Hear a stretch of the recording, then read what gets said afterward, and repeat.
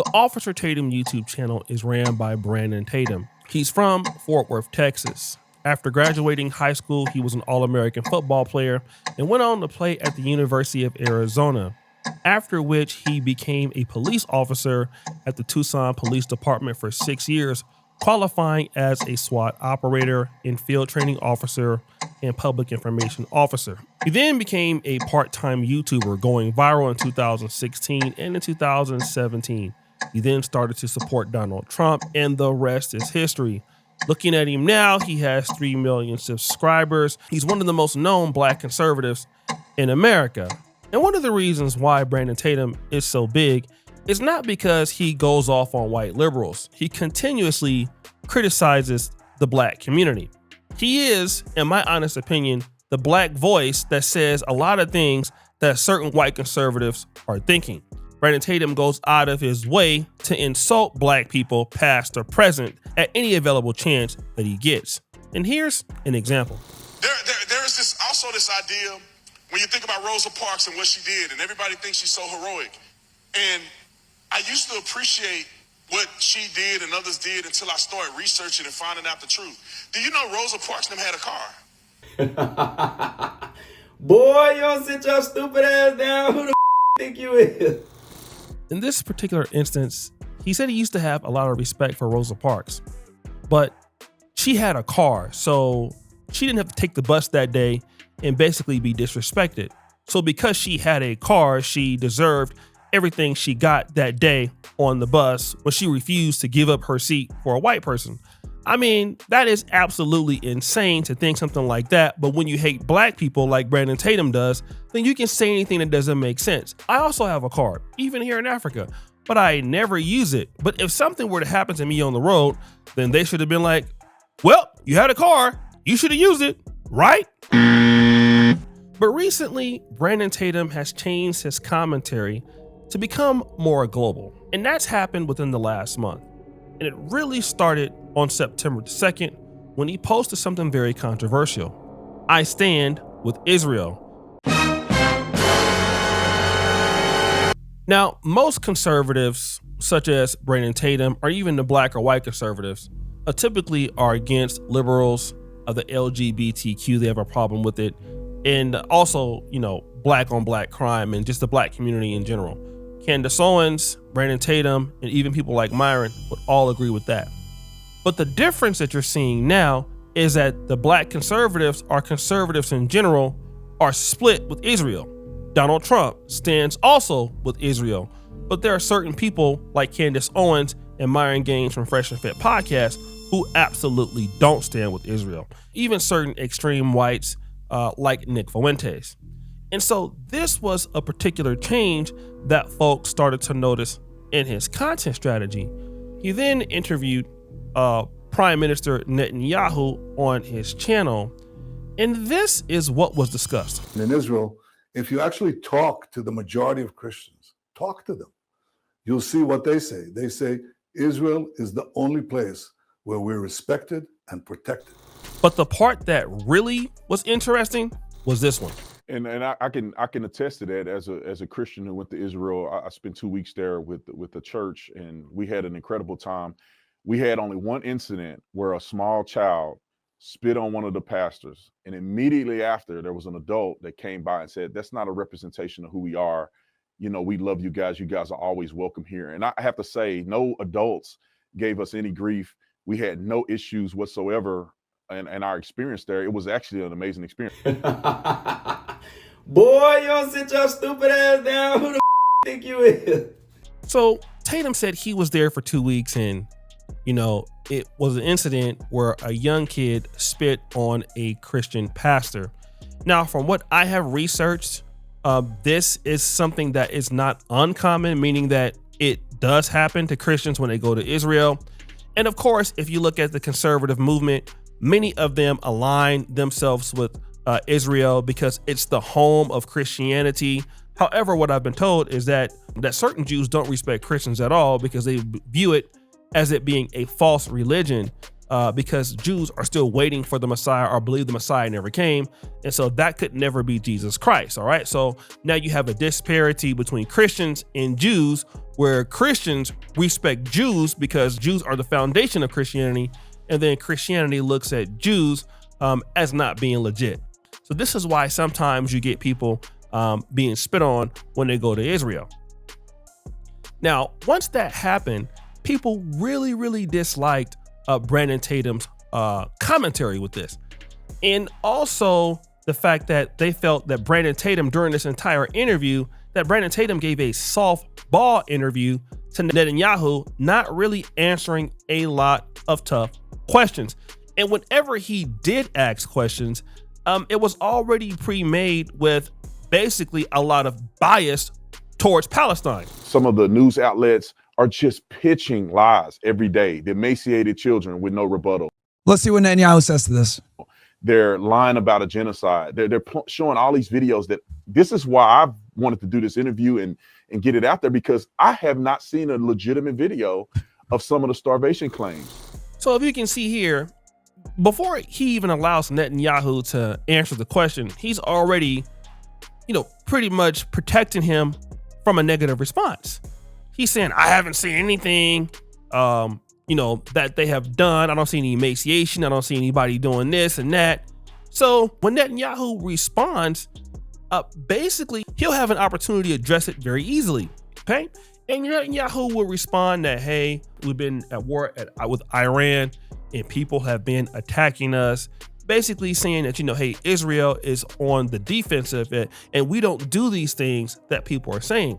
But Myron, who's reacting to the video, is going to point out this. At these prisons, they torture the Palestinian guys. They them. They do horrible things to them, right, to demoralize them. Some of it was caught on video, okay? When it was caught on video, obviously it went viral and it put pressure on the Israeli government to arrest the soldiers involved. When the police came to arrest the individuals that were graping these Palestinian prisoners, these crazy people broke into the military bases and tried to stop the soldiers from, tried to stop the police from arresting the soldiers. So in other words, these guys are saying, yo, it's their right, prisoners of war. It's their right to do this to these Palestinians. They're protesting to push more grape. So Myron is saying allegedly there's a video out where you had people in the Jewish military that were basically assaulting these Palestinian men, in doing so by forcible clapping, right? And then when those guys got fired or arrested, they were trying to protect these guys. And if that video is out there and it's accurate, it would disprove that what Netanyahu is saying, that in fact, these things are happening, that Israel is doing at least certain things to Palestine that they don't want to take credit for. But the question is this, why is it that Brandon Tatum is getting involved in this in the first place? This is actually one of the funniest stories that I've seen all week, okay? So this guy is a YouTuber who never used to talk about the Israeli regime, like literally not at all. And then out of nowhere, like a month ago, he started doing Zionist propaganda. And it's really weird. It happened to coincide around the same time that it was revealed that the Israeli regime was spending hundreds of millions of dollars on Hasbara, on influencers, and in the media like Google, how they spent $50 million there in order to try to change the narrative, because people in the West, especially in America, not only oppose the genocide that the Israeli regime is carrying out in Gaza, but they're starting to have an unfavorable view of Israel in general. So basically, Brandon Tatum is involved in what is known as Hasbara, okay? And so now Israel is spending a lot of money basically trying to get people back on their side. Netanyahu is doing a lot of interviews with a bunch of influential YouTubers. And so the idea is that Brandon Tatum all of a sudden is being paid a lot of money to basically push this pro-Israel narrative. And he's not doing it because he really believes it. He's doing it because he's been paid to do so.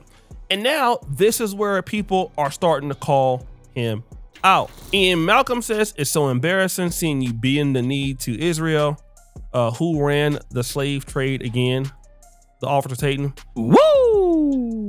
This person goes, how much did they pay you? And that was a slur. Then you start to see certain people come with a certain level of racism. This person goes, you are a sub-Saharan. Woo! Now this is interesting because remember, Brandon Tatum has built his platform with a non-black audience talking about blacks. This is a part of his content strategy. Now, the minute that they don't agree with what he's talking about, now they're reminding him that he's a sub-Saharan. Basically, he's an African. Now, Brandon Tatum does not identify as an African. He is definitely going to claim the FBA or Black American lineage. But now what these whites are saying that disagree with him is that no, that you are a sub-Saharan African. So now what are we also seeing here?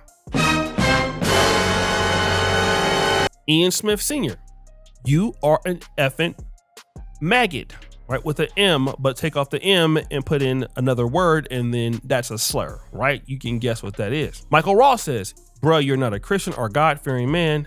You are an effing scum B who loves blank and destruction. Thou shalt not kill. You're a hypocrite and a godless demon. Damn. Now then, what happened is, after receiving all the criticism, Brandon Tatum doubled down and he posted this: keep going until the job is done. Now, even Myron gets involved, right? So Myron comments on X, supporting the Jews is an L, Brandon. They're going to use you to push their Hespire, which is their agenda. You are dumb. Word to them, okay? Wake up, bro. Brandon says, bro, I have common sense, unlike you. Woo! We will debate soon enough. Now we start to see a lot of the racism coming towards Brandon from the whites. Tang Wang, this you, a chilling portrayal of a typical house in, right? Sad music. I love Israel. They only spit on me once while I was there. Got him. Got him. Now then Brandon Tatum responds to a tweet that somebody made about him, or a repost, right? Look at this clown. They grew up in an empty building and this little wussy is calling me a, well, let me just say, monkey for supporting it. A little dude who's been a fraud his entire life calling names. Stop it. This is Dan Brazilian. And he says, cheering for deleting children isn't cool, you dumb primate or monkey, okay?